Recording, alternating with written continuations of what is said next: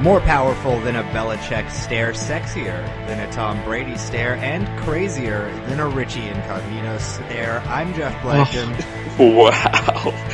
Precious. And I'm Aaron Donald. Holy. And this is Fourth and Goal. Wow. Holy shit, what a start. What an intro. What the hell? I mean, we had to get back to having actual intros at some point. Why not the second episode? But that was... Wow. Woo. Yeah, that was a heater. Oh my god. So we're into yet another week of preseason, which, I mean, hey, it's football. I'm not going to complain. Some people who might complain, though, are Cowboys fans now with your dominant offensive line kind of decimated. The one injury's not too bad, but the other one's what I'm more so worried about with Frederick. Travis Frederick. We don't even know if he's going to come back, period, like, ever. Yeah, it's one of those injuries, like, it's not the same injury by any means, but it's kind of like a Bosch situation where it came out of nowhere. Yeah, autoimmune disease, which is obviously... Yikes. Yeah, I mean... I was trying to, like, in preparation for this podcast, trying to figure out what the hell this thing is online. I don't even know how to pronounce it. So I'm going to try this and probably going to botch it, but it's like Guillain-Barré syndrome? We should have got a doctor on this GBS, week. Right? That would have required preparation. GBS, it's a rapid onset muscle weakness caused by the immune system damaging the peripheral nervous system. Great. I don't know what any of that shit means, but when I hear muscle weakness for an offensive lineman, that doesn't exactly sound like something good. Yeah, and he went in to check to see if he had a neck stinger and then found this out. Jesus Christ. What a way to end your day. Well, yeah, like, that seems to be the common thing now. Like, Eric Woods, the center from the Bill, was the same thing. He was like, yeah, I feel like I'm kind of sore here. And they're like, yeah, you got to retire. And he's like, okay. Apparently, so, it starts with a weakness in your feet and hands, and then spreads to the arm and upper body, with both sides becoming involved. Jesus Christ. Develops over hours or weeks. So it just kind of happens, like. Well, yeah, that's what I remember reading the report. That's what the doctors were saying. Like, he could be good in 3 days. He could be good in, like, 10 months. So it's one of those really in the air, where it's not looking good. Yeah, or it's looking okay. It's a nerve thing, too, right? So anytime you have that, you got to be concerned. I mean, obviously from a football aspect, but I mean... concerned for a far bigger aspect than that, too. This is kind of a life-altering thing. Mm-hmm.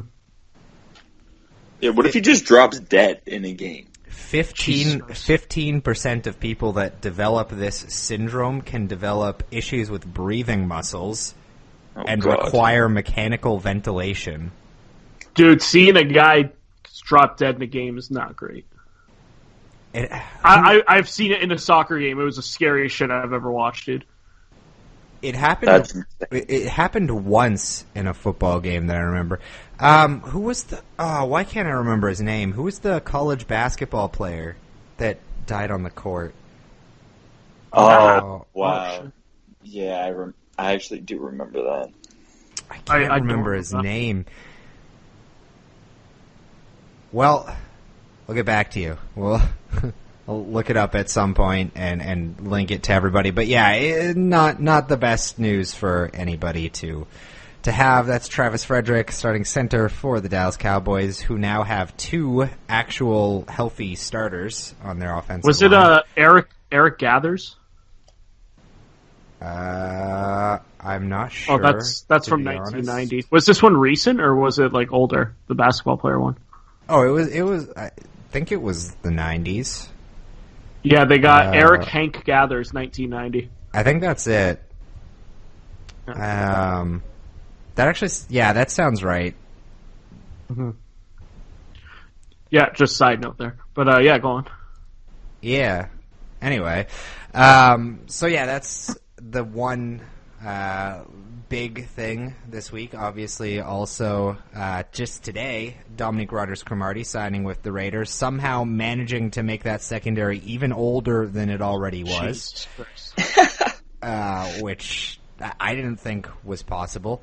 But and it's funny because I think you literally said that last week where you went, "There's no way this secondary could get older," and well, here we are. Yeah, it's pretty ridiculous. Awesome. I'm actually I'm gonna look up the ages of the players. Yeah, I wonder what that average. Yeah, on that in that secondary. All right, Raiders.com secondary. Oh, God. All right. So, does this have... It does have ages. Perfect. All right. Cornerbacks. Dominic Rodgers-Cromartie, 32. Here, I'll put him in. So 32, yeah. Shercy Wright, 31. Mm-hmm. Rashawn Melvin, 28. Mm-hmm. Leon Hall, 33. Mm-hmm. Garyon Conley, 23. Dexter McDonald, 26. Let's get to safeties.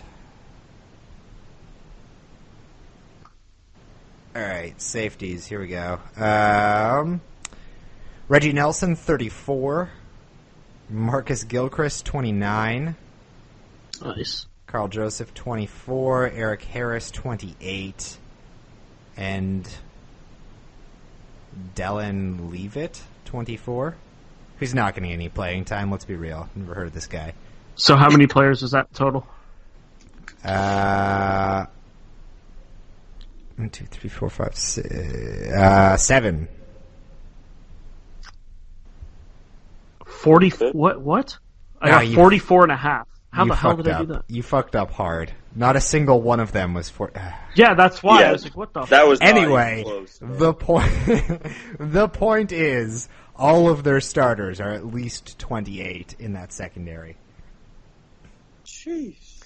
which is a problem in the NFL. Yeah, Yeah. for real. And they have a pretty good defender that is pretty young that they're thinking of getting rid of with Khalil Mack, who is getting interest from the Jets, from the Packers, from a couple other teams as well. If they deal Khalil Mack, I mean, I already don't know what the Raiders are trying to do here with this roster. They just seem to be acquiring random players, but to deal Khalil Mack, who is definitely one of, if not the best pass rusher in the NFL, and just acquire a crap ton of aging defensive backs, it just... I don't know what this strategy is. And the thing is, it's not like it's win now mode either, because like you said, it's just random pieces all over the place. Like, it's definitely quality amongst quantity. Or, sorry, quality compared to... Fuck me, I can't even speak. Quality over quantity there. Thank you, yeah, thanks. I mean, I don't know if I'd consider Dominic Rodgers-Cromartie at 32 years old a quality signing. No, I'm saying it's quantity. It's just another body on that. Yeah, it's... I mean, I personally, I like Dominic Rodgers-Cromartie. I don't know if I like him being signed to this team, but I do like Dominic Rodgers-Cromartie. I mean, he's always been a solid defender. Last year was an off year, but the year before that he was an all-pro, so... I mean, it's not like it's a terrible, terrible signing. It just, I don't understand how everything the Raiders are doing pieces together to even an attempt at making the playoffs. Yeah. But, hey, it's the Raiders. I'm used to them being crap. They've been crap most of my life. They'll probably continue to be crap for the rest of my life as well. I mean... Big yikes. I don't, Yeah, they're going to be awful this year. They're going to be pretty bad this year. It's sad, too, because they have names, just none of them fit, so this team just... I don't see how they win games. They don't have... What do you focus on even offense, never mind defense, when you're the Raiders? What's your game plan? Like, who do you get the ball to? Are you a passing team? Are you a running team? You're not really balanced well either. It's you somehow manage to not have any strong points, not have any weak points, but also not have any balance. You're kind of just there.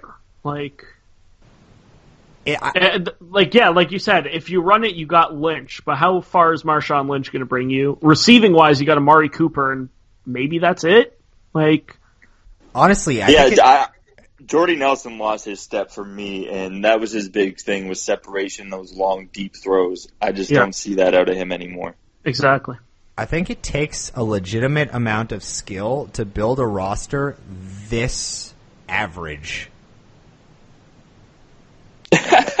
I mean, wow. It is the Raiders. They've been doing that for quite a while. Since I could remember, yeah. Yeah, quite a long They've time. been good since Rich Gannon and Jerry Rice. And even that was only for 1 year, really, let's be honest. Yeah, they got ripped off, though. I mean, but I mean, like, they had the one solid year with that tandem, with Jerry Rice, Rich Gannon. Was Moss there that year, or did he come the year after? I think he came the year after. Yeah. But, I mean... Because that was Jerry's, last very solid year. Yeah, it was... you know what?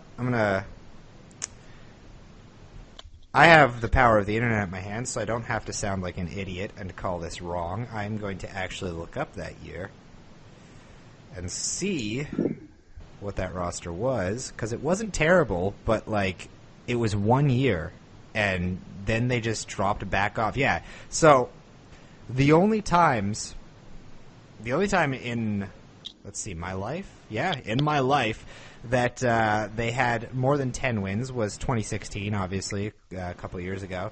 And then that 3-year stretch with Rich Gannon, they were 12-4, 10-6, and 11-4, culminating in the 11-5 season when they lost the Super Bowl, obviously.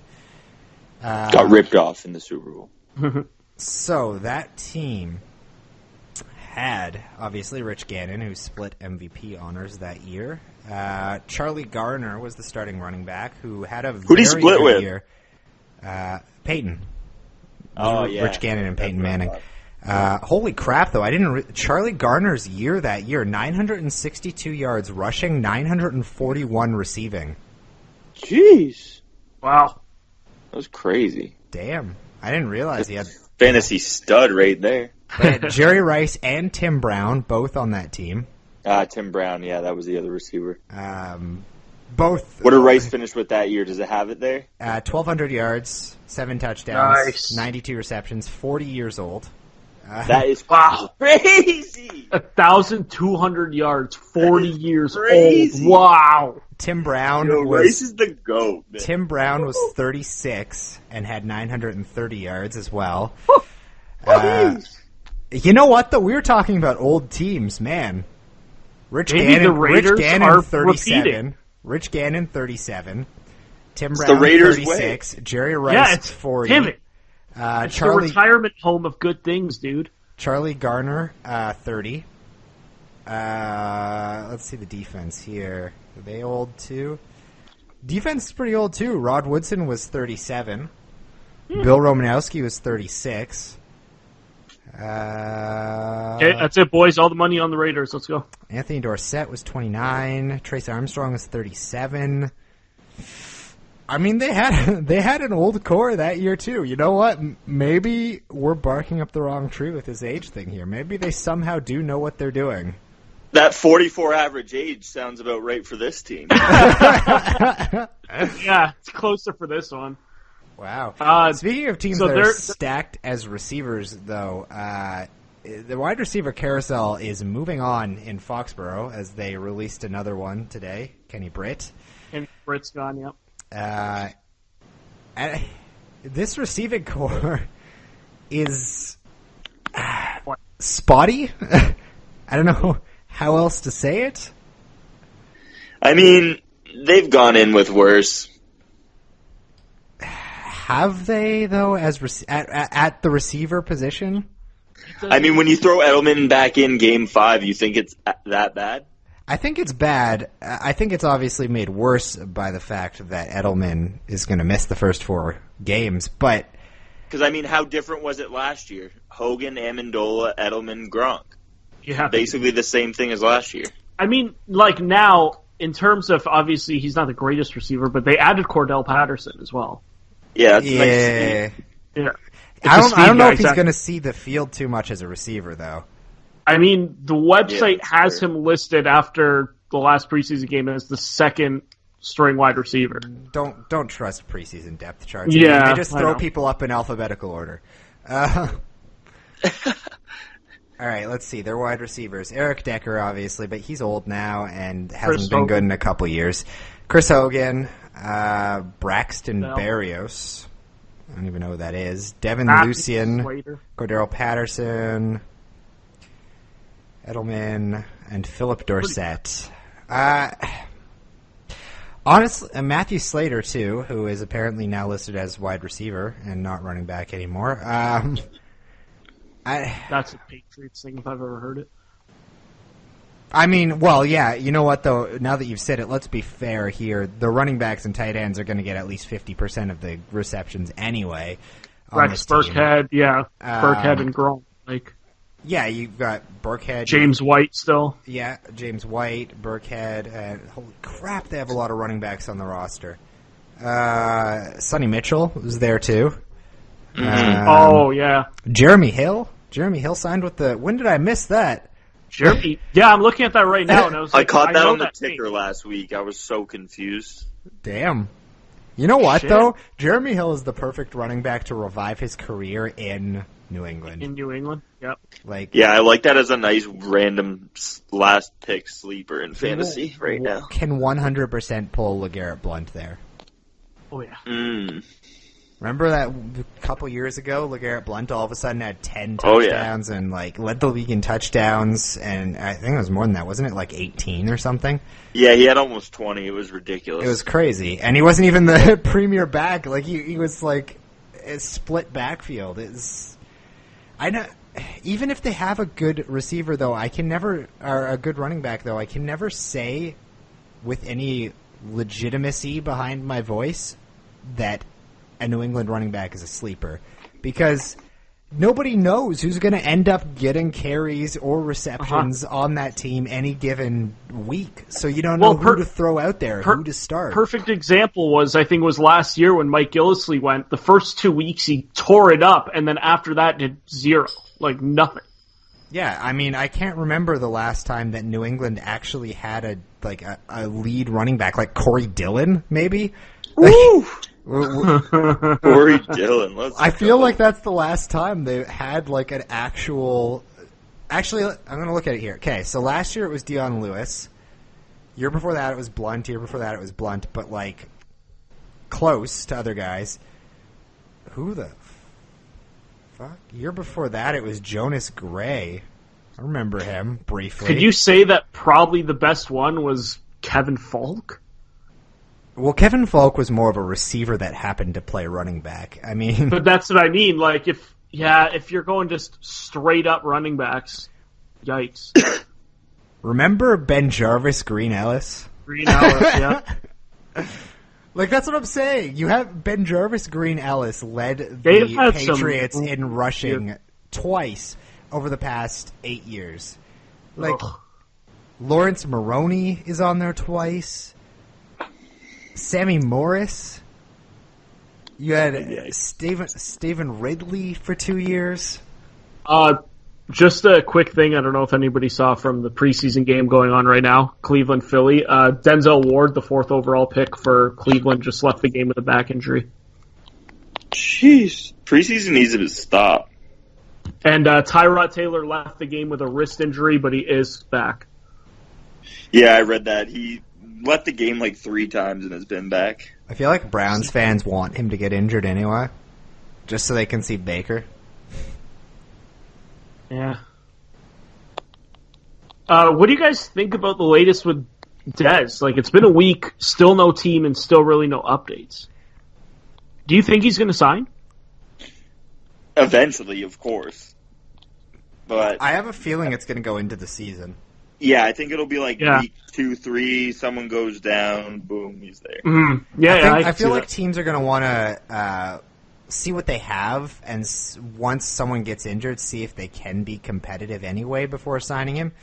Right. Like, I feel like if, let's say, like, Mohamed Sanu gets injured, I can see Atlanta going for him. Well, do you think a team like Seattle would consider it? I don't think it makes sense for Seattle. Yeah, they look like they're mid-rebuild-ish. But that's what I mean. Like, if they maybe win the first couple games of the season... Say if, like, Baldwin goes down or something? Yeah. Maybe. If they're like 3-1, 4-0, and Baldwin goes down with an injury or something, I can see them doing it. But if you go any deeper into the season than that, I don't think so. I mean, Russell Wilson is your quarterback. I don't think it matters too much who you put around him as receivers. Because he draws so much attention anyway. So I don't think receiver is really on their priority list at this point. They've got so much they need to do with that roster and this turnover that I don't think signing Dez is going to make their list. Right. Has Earl Thomas showed up yet? I don't think so.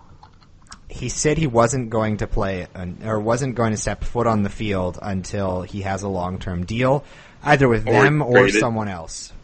Yeah. And apparently a bunch of the defenders on Seattle are all backing him, including Bobby Wagner. He said at some point you have to make a stand, and he is making that stand. Yeah, so. Yeah, see, I just hate how football works, man. I just can't stand it. How you just don't show up? Yeah, or you just get released. Like, it just doesn't make any sense. Like, Britt, we mentioned, was released. That he just signed a 2-year deal, like, 2 months ago. Yeah, and then they're like, see ya. Did you see, too, that New England's saying that the person they might replace them with is Jordan Matthews, who they also just released? They just released him. What the hell? Yeah. Because I was reading a thing that was talking about whether they would sign Dez or not, and apparently they're more likely to sign Jordan Matthews than Dez Bryant. Yeah, I read that. I read that same article.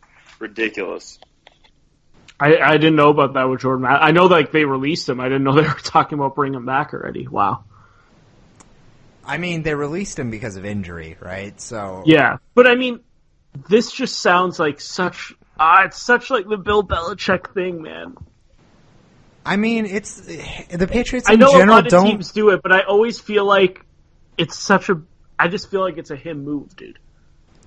It definitely is, especially being receivers. I mean, when has Belichick ever prioritized receivers or the receiving corps? I mean, 2007, yeah, when they grabbed Wes Welker, Randy Moss, and who's the other one? I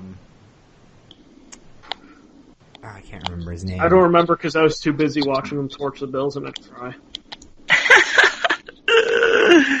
Oh, the Bills. Now I gotta find out. Now I've got to find out. Dante Stallworth. That's what I was thinking about. But yeah, they signed them all the same offseason. So that was the 1 year they decided they were going to prioritize wide receivers.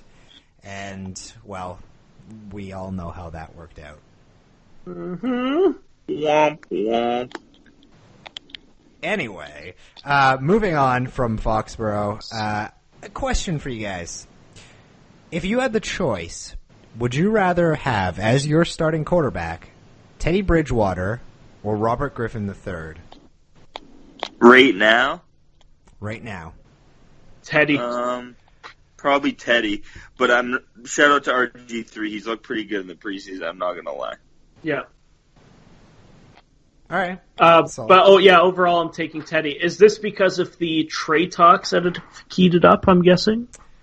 I mean, there's a lot of trade talks revolving around Teddy, obviously.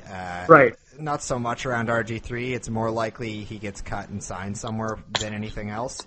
Mm-hmm. But, yes, Bridgewater, it does have a lot of trade rumors circulating around him right now. I don't know if there's a market for a quarterback trade this year. As soon as someone goes down, though, it'll happen. If someone goes down, yeah, I can see it happening. Yeah. But I don't see it happening before the season starts. If anything, and like I said, RG3 I can see getting cut. I don't see that happening with Bridgewater. I see they're going to keep him on the roster one way or another. Yeah. But if a trade opportunity presents itself, yeah, by all means, they can jump on that. Because my only thing is, like, right now, in terms of, like, every team being healthy and whatnot, who realistically would even take on Bridgewater? Like, right now, maybe, Miami? Do you think they would? Could they still have Tannehill's contract I'll take Tannehill over Bridgewater Cardinals, baby. with that team right now. Yeah, Arizona? No. I mean, why? They have 3 quarterbacks on the roster already that are... Are they? What, the Cardinals? The Cardinals like are Sam, set at you quarterback. got They got Sam Bradford. They got Glennon. Well, I mean, he's going down in 4 weeks. That's what I mean. Bradford's going down in 4, and then you got Glennon, who's really the same level as Teddy Bridgewater at this point. And Bridgewater's more likely to get hurt. And really, why? It's not like they're going to be competing for a championship. Why bring in Teddy Bridgewater to play quarterback? Just throw Glennon out there. I mean, if you were going to do anything with a young guy to throw out there, you'd just throw Rosen in there. If you had that come up. I mean, I hope to high hell Rosen doesn't touch the field this year with our, offensive line that should be working at a home hardware, but it's I mean, I don't see why the Cardinals would bother. I mean, if I could see if you know what? Maybe Tampa Bay over Winston? Well, Winston's out. Oh, well, because he's out the first 4. Yeah. That's what I mean. Yeah. Who's their backup? Fitzpatrick. Oh, yeah, we talked about this. Right. Who else? I'm looking at the other teams. I just... the Giants, maybe? Take him to take over for Eli? I mean, Eli's done the next couple years, let's be honest. Bridgewater's... Cincinnati. Maybe. I can see it if Dalton gets hurt, but I don't think since he's going to be anywhere near competing. Yeah. So yeah. Kansas City would have been a great fit if they didn't get super high on Mahomes. I mean, that could all change. I don't think so. I don't think it will, but it can. But it won't. Denver. Hey, Case Keenum. Come on, man. As much as I like Case Keenum... if Andrew Luck's neck breaks again, Indy. True. I wasn't thinking of Indy, but they're really high on, what's-his-face, the expat guy. Oh, Brissett? Brissett. Yeah. They were offered a second-round pick. Second rounder, yeah. What? Yeah. That during the draft, wasn't it? Yeah, I believe so. Right. All right, moving on from this, I got a separate thing I want to go over here with you guys. So, now I'm going to preface for fuck's sakes, I'm going to preface this by saying that I'm not asking here who the best player was or anything like that. I'm asking you, in your lifetime, who the most dynamic player you've witnessed in the NFL is. So that you've watched, not in highlights, but like that has played in your lifetime, that you've been a fan to watch. I got like 3. I got 2 off the top of my head. We're going offense here, right? I would assume. Anything. Well, then I got like 6. But narrow that shit down. The 2 that popped into my head when you had asked this question was it's gotta be Vic or LT. Yeah, man. Michael Vick or LaDainian Tomlinson. LT's a good choice. I was going to say Peterson as well, Adrian Peterson. Yeah, I'd rather watch LT. I like LT more, but I just feel I have more memories of watching AP for some reason though. And then I mean Moss. Yeah, and even the tail end of Rice, like we still seen some good years out of that even. I got 3 on mine. No love for T.O., Christian? Too much off-field shit. But I definitely enjoyed watching him. Yeah. I narrowed mine down to 3, and one was Vic, obviously. You have to put Vic on there. Yeah, of course. One that neither of you guys mentioned, and I'm kind of surprised you didn't, Devin Hester. Oh. Because let's be real, there's no more dynamic play than the kick return or the punt return. And Hester was probably the best we've ever seen at both of those things. And so fast. Just blazing fast. That kick return to open the Super Bowl, one of the best. You talk about a dynamic play. That right there, that's just... That alone, yeah. That won someone a lot of money. And the other one for me that is a kind of a sleeper on this one is Brett Favre. Because while he was dynamic in a different way than the rest of them, you were never not excited for a Brett Favre play. See, and it really sucks, but it's totally true. Brett Favre is that one player, but every time we say his name, one thing always comes to mind, and you guys know exactly what it is. This isn't Detroit, man. Yeah, this that's is the the Super only Bowl. thing that pops in my mind anymore when anyone says Brett Favre. And it's forever, tainted that for me. For sure, but I just mean, Brett Favre was not a guy who's going to take a knee or throw the ball away. Something is happening on this play. Either he's bombing it deep and it's getting picked off, or it's a touchdown, a dynamic play. He's going to roll out of the pocket and do something. It's totally fair, yeah. One of my probably best memories of Brett Favre was when he would actually hand off the ball, he would always pretend that he was throwing it. And there was once he did a basketball jump shot and the defender jumped at it. The only time that it's not true that he was a dynamic player was when he gave up the sack to Michael Strahan to give him the record. That play always, you just watch that and he's like, oh, Brett Favre's just going to go ahead and sit down and give him the last sack. That's a great way to break a record, guys. Yeah. Way to go. Yeah, for real. Anyway. He probably knew he could beat him. He's like, I'll give it to him. I'm going to stretch this out a little more now. Most dynamic player of all time. Again, wow. I don't know, man. It's got to be Vic. Yeah. The one that I feel it's my head's Vic. I don't feel like this question's as hard as most would think, because Vic's got to be there. Just from Madden. Him and Madden alone showed how dynamic he was. For me, dynamic of all time is down to two people. Both of them played for the Bears, ironically enough.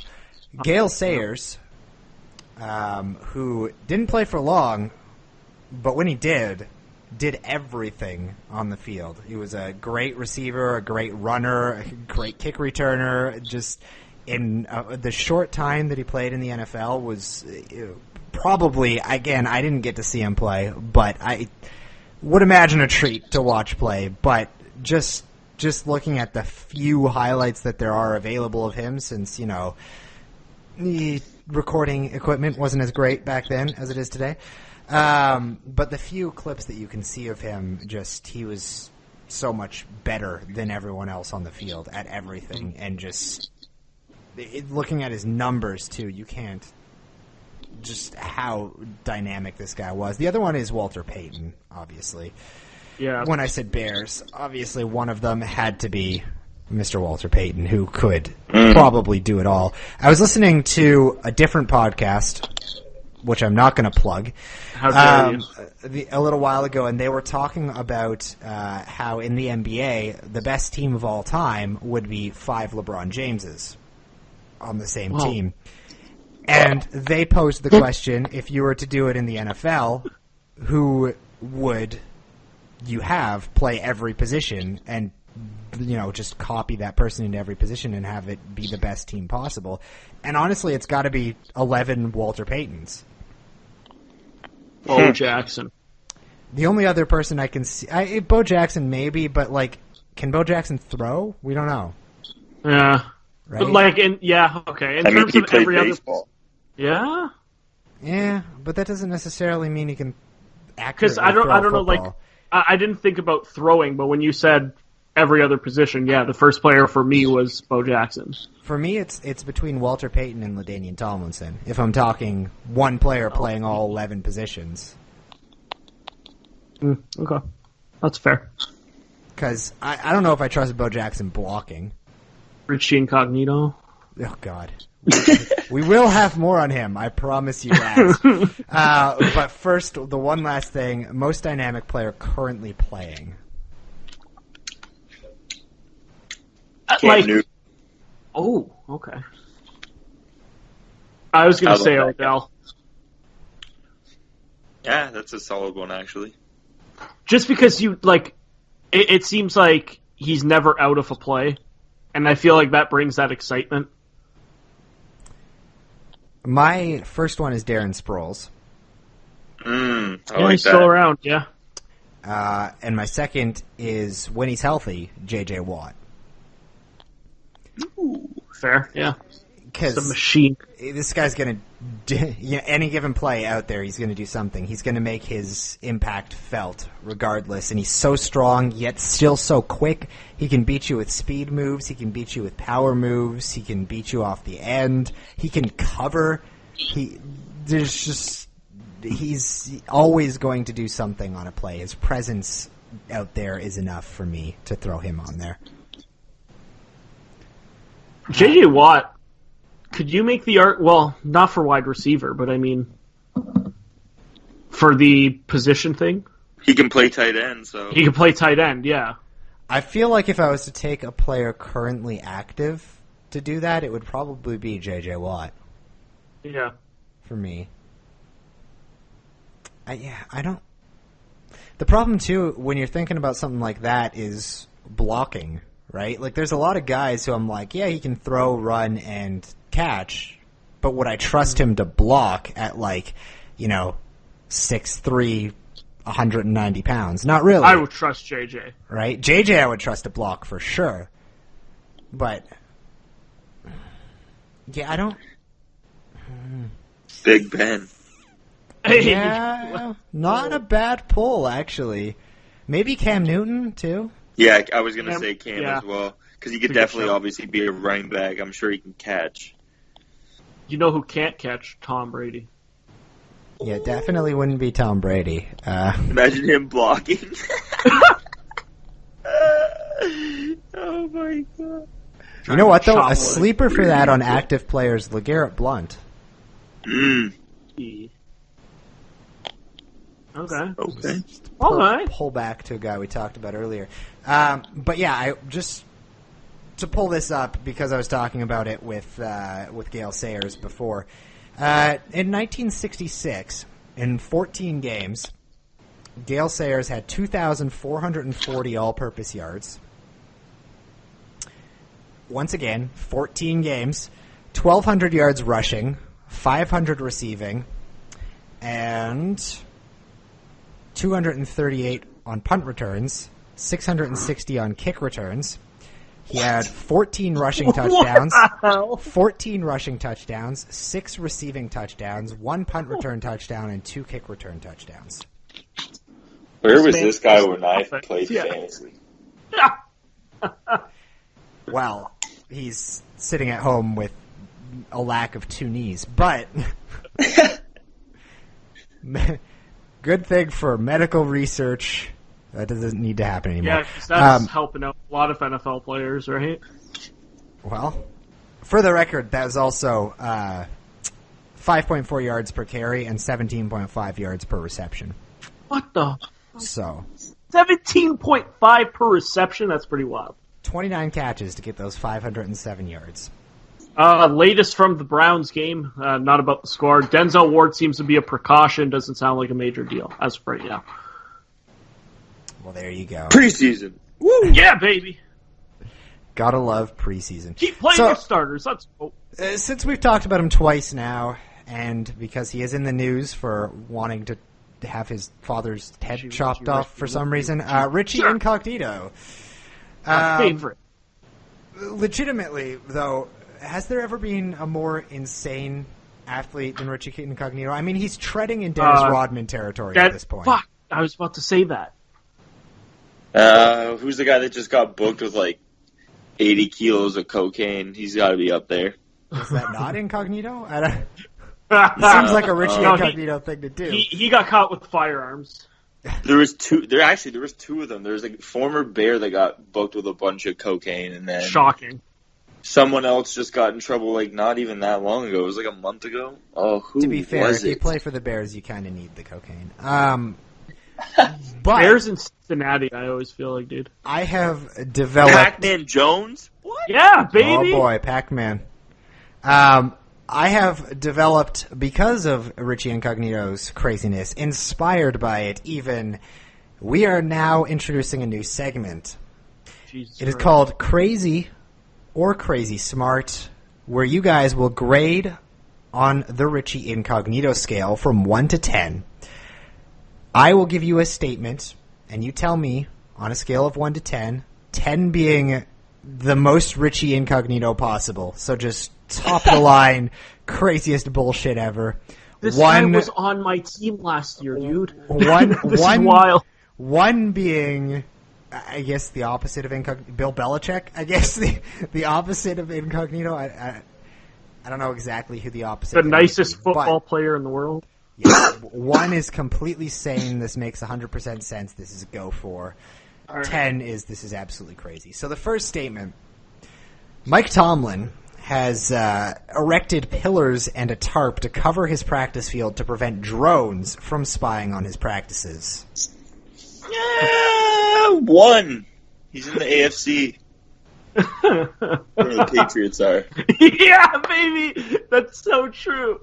I'm gonna give it, I'm gonna give this a 3. I don't really blame him. If he was in the NFC, then I'd probably give him a 10. But yeah, you're in the AFC, baby. You gotta watch out for that stuff.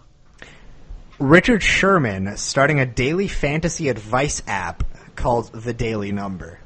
Oh, that's a 1. That's Yeah, beautiful. that's a 1. He's That's a football beautiful. player. When does Jarvis it drop? Jarvis Landry asking to replace the 10-foot LeBron James banner in Cleveland with one of himself. 10. Get out of here.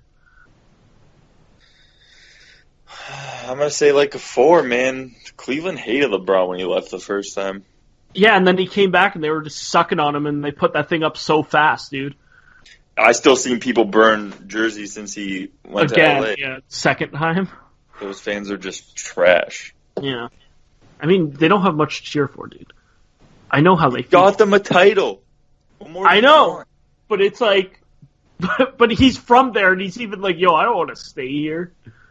He's in LA. I know, I'm not. He left Miami to go back there. They should be happy.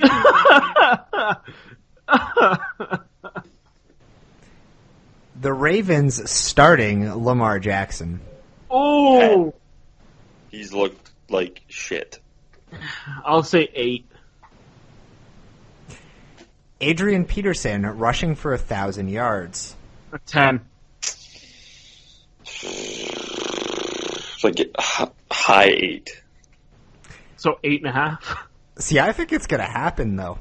Oh, I have him rushing for 1,006 yards on 3.8 per carry and 7 touchdowns this season. I like how precise you were with. You just couldn't say over 1,000. You had to say 1,006. This is my actual prediction for what he's going to total this year. Shit.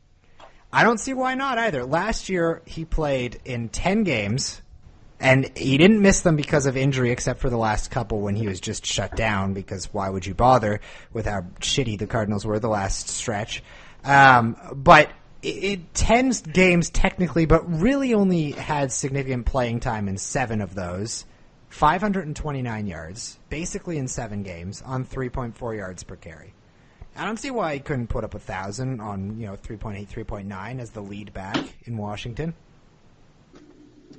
Yeah, fair enough. I mean, what did Chris Johnson do, Arizona?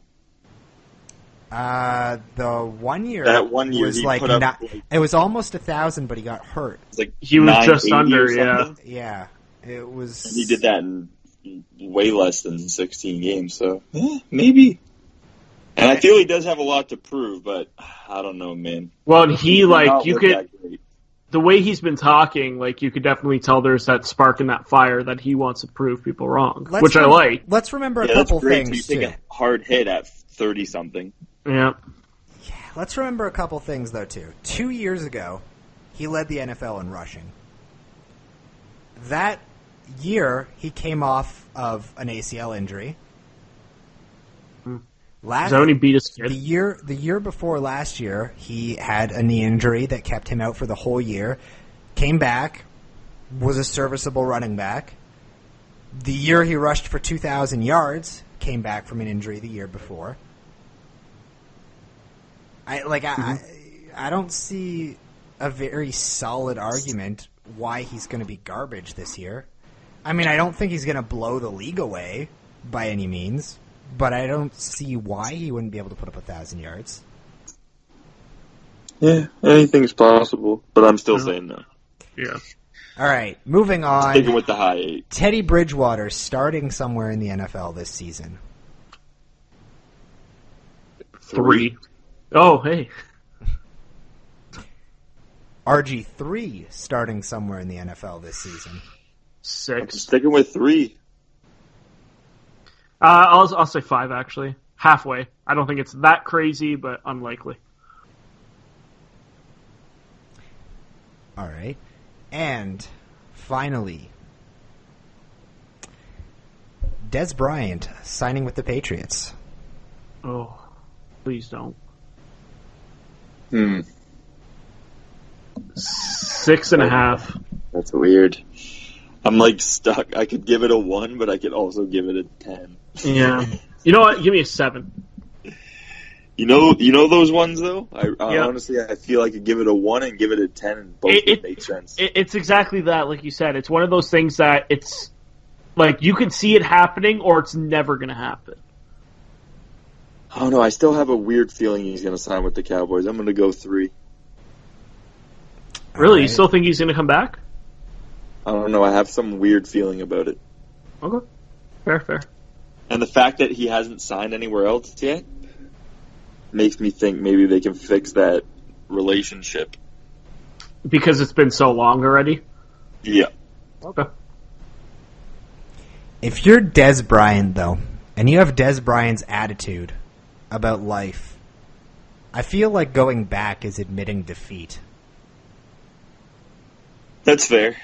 But I don't know. But I mean, at this point where you haven't worked out a deal with anyone, I think you are defeated in a way. Yeah, but there's a difference between being defeated and admitting you're defeated. Yeah. Time will tell. Yeah, I just can't see him going back to the Cowboys. I feel like he's too what's the word I'm looking for? Too hard-headed? I don't know, like too I guess hard-headed. Yeah, I don't know. That's all I can really come up with is hard-headed for that. I just don't see him, or stubborn, maybe too stubborn to go back to the Cowboys. I'm going with stubborn. That's my word. So we're obviously still into the preseason here, which is not great. I mean, people get hurt, and because of that, we miss out on some of the greatest performers of each season. I have a list here, speaking of performers, that I want to find input on. And now, we know PFF can be a blessing and sort of a curse in disguise, the same way that the NFL preseason can be both a blessing and a curse in disguise, as they put out ratings every year that list very random things sometimes. This one, not so random. Red Zone performers. Now, I found a list from them that talked about the best red zone performers at each position on offense in the NFL, and it kind of shocked me at almost every position. I want to see if it does the same for you guys. Quarterback, who do you guys think? Name a guy, or name the guys that you think would be top 5 for quarterbacks for red zone performances. Like, what are we talking here? Just how many points they scored? Last season. Last season. Last season. Now, PFF obviously rates on a bunch of crap that they find in the games, metrics and all that kind of shit. But I'm just talking about knowing the player. Who do you think would be the best? For the red zone. In the red zone, specifically. Because for me, at quarterback, it's Big Ben. Shit, I was going to say Breeze or Brady.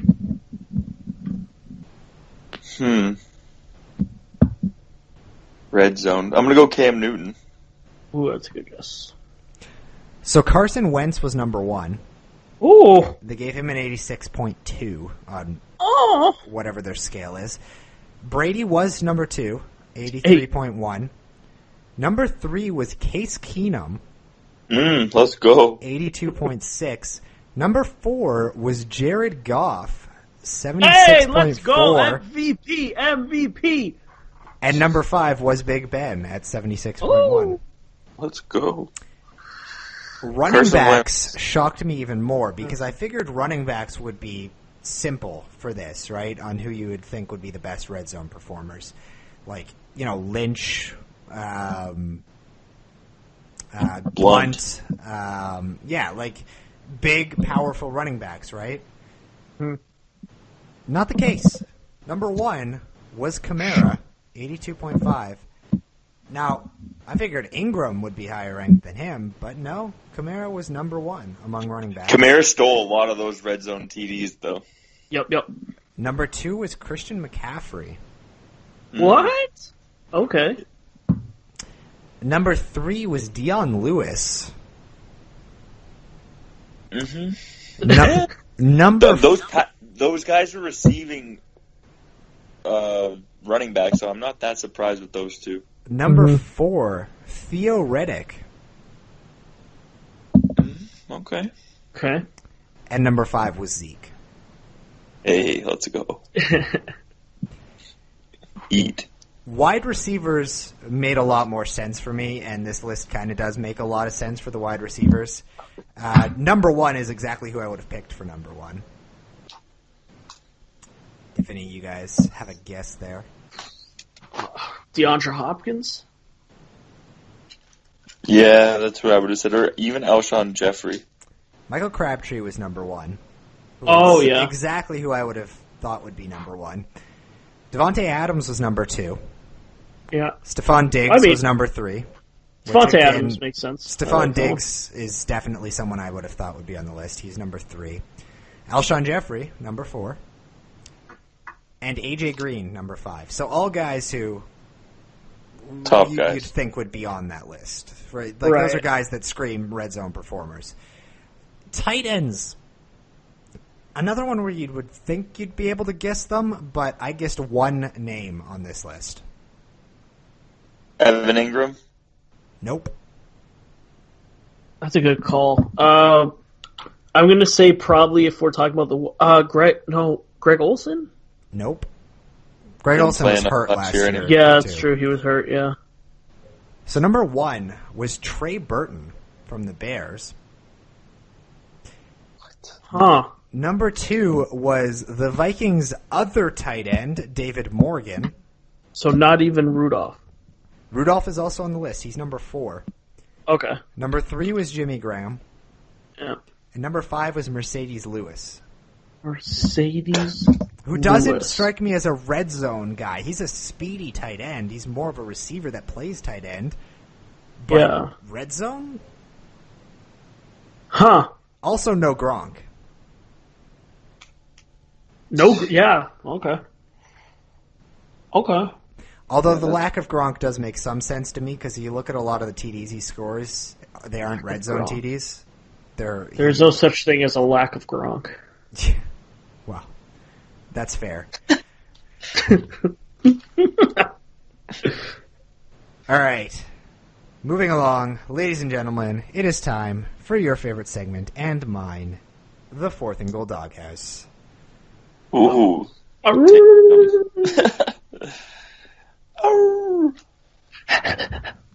You kicking it off, or am I? You know what's the best part? Richie Incognito, baby. Is your doghouse? Fuck yeah, dude. Why? Look at this dude. This guy retired like 3 times within the past 2 months. Now he's trying to cut his dad's head off or whatever the hell is going on at that funeral home. Simple pick. Stay retired, get some help. Check that brain. Stop bullying people, dude. My doghouse is whatever that disease is called that Frederick has. I got a little serious. That can absolutely cripple our team, and that is a huge loss. And also cripple him, apparently, but... That too. Guillain-Barré syndrome, I think is how you say it. Yeah, I wasn't going to attempt it because I would have butchered it, but they know what we're talking about. Yeah. My doghouse this week was difficult because it's the preseason and I don't really care about what anyone else is doing. However, my doghouse is relevant because he was reinstated today, but also the thing he's in the doghouse for happened earlier in the offseason for, well, I'm just going to step right into it here. It's Steve Keim for me. He was reinstated this week by the Cardinals. He is, in case anyone was wondering, our GM, head of player management and player director. He, if you remember, a couple years ago with Michael Floyd, he went off on Michael Floyd for getting a DUI. Now, Michael Floyd then went and got another DUI, and that's when we cut him. But it is, I'm not supporting that. It is undoubtedly stupid to go out and get a DUI, to drive under the influence. Dumb thing to do. Now, Steve Keim was suspended, got reinstated because he was caught driving under the influence Nice. as he got a DUI this off-season. Now he comes back and he posts on Instagram about his return, takes the comments off because he knows exactly what everyone is going to say about him being completely hypocritical in every way, but he has called out players, and I looked it up and I did the math on this one, on 6 separate occasions. 6 separate occasions for drug and alcohol-related instances, whether they be DUIs or he called out Pac-Man one time.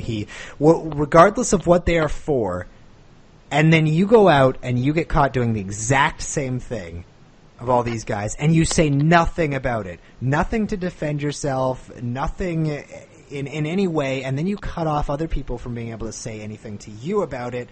You are my doghouse this week for being a complete hypocrite and just, in general, idiotic. Doghouse. My doghouse for this week. Now, there's another segment that we do every week around here. It's a segment that that Proto dreads as he goes to sleep every night. I'm up 1-0. This year, you're down 2 seasons though at this point. We're about to make it 2. Let's go.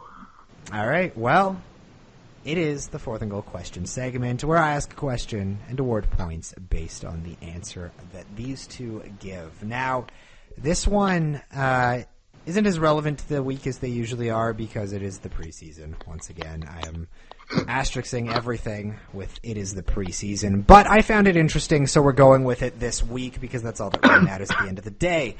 We all know how much money the Jaguars spent on their defensive line this year and last year combined. It's a lot. It's a lot of money.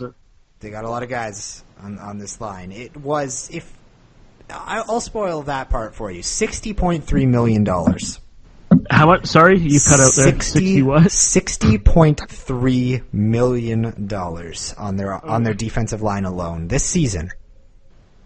That's just solely how much they're paying that defensive line this season.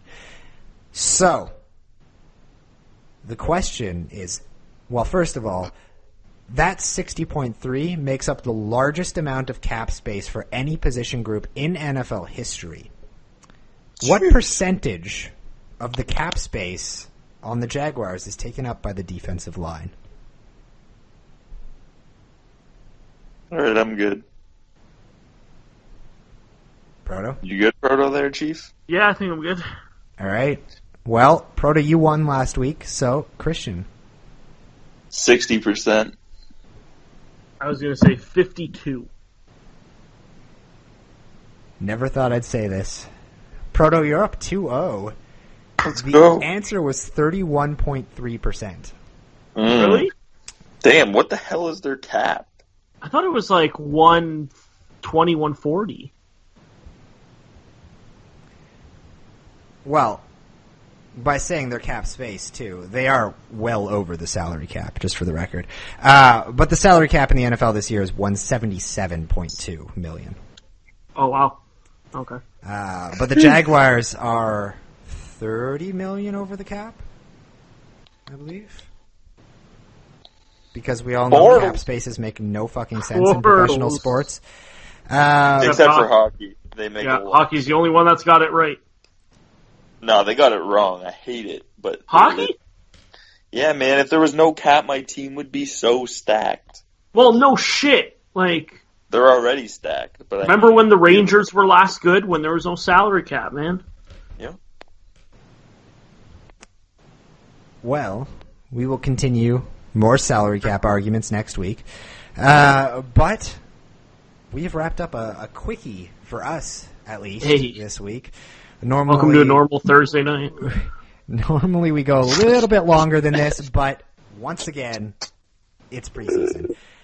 We are still kind of getting back into the groove of things here as we sort things out. So once again, I said it last week, but I'm going to say it again this week. We apologize for the audio quality as we get our post sorted out here for recording this over Skype with being 4,000 kilometers apart.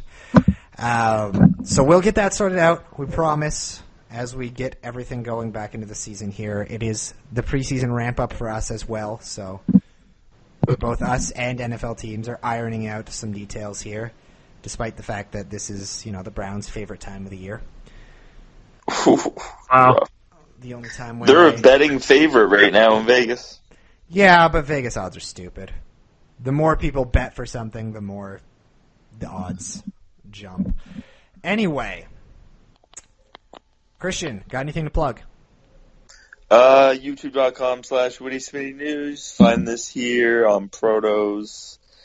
Everywhere, man. At Witty Smitty News. Follow me. We'll be back next week. Proto.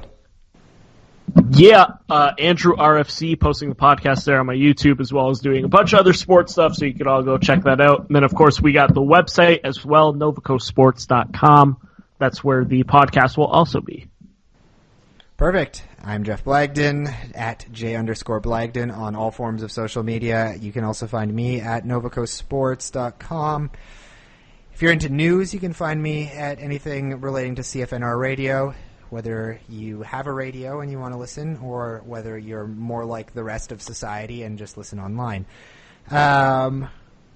But for this week, I'm Jeff Blagden. Christian Smith. Andrew Proto Reese. Until next week, when it comes to the Fourth and Goal podcast, always go for it. Go for it.